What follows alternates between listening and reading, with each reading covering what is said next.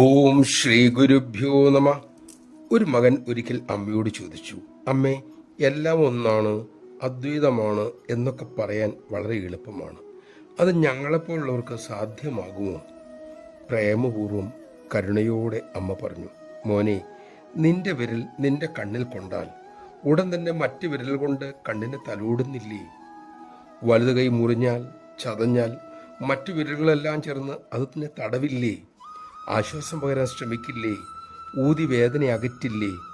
കാരണമെന്താ? എല്ലാം എൻ്റെ തന്നെ എന്ന അറിവ്.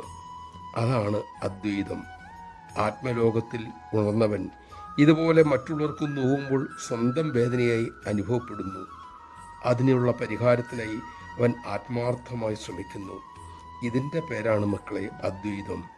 നമഃശിവായ. ഒരാൾക്ക് ഒരു ചെറിയ സഹായം ചെയ്തു നോക്കൂ, വിവരിക്കാനാവാത്ത ഒരു സന്തോഷം നമുക്ക് തോന്നും.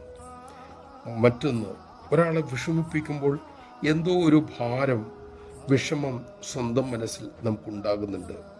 ഇതൊക്കെ കാണിക്കുന്നത് എല്ലാവരിലുമുള്ള ആ ഒരേ ഒരു ഈശ്വര ചൈതന്യത്തെ തന്നെയല്ലേ? അത് ബോധപൂർവം പരിപോഷിപ്പിക്കുന്നതാണ് ഗുരുപദേശവും സാധനയും. ഈ ഒരു മനോഭാവം വളർത്തിയാൽ ശാന്തി ഉണ്ടാകും. അതാണ് ആധ്യാത്മികത. ഇതിനുള്ള പരിശ്രമത്തെയാണ് നീ നിന്നെ ഉദ്ധരിക്കൂ അർജുന എന്ന് ഭഗവാൻ ഉപദേശിച്ചത്. സാധകന്റെ അത്തരം പരിശ്രമത്തിൽ ഗുരുകൃപ സ്വാഭാവികമായി വന്നു ചേരും എന്ന് അമ്മ നമുക്ക് ഉറപ്പും നൽകിയിട്ടുണ്ട്.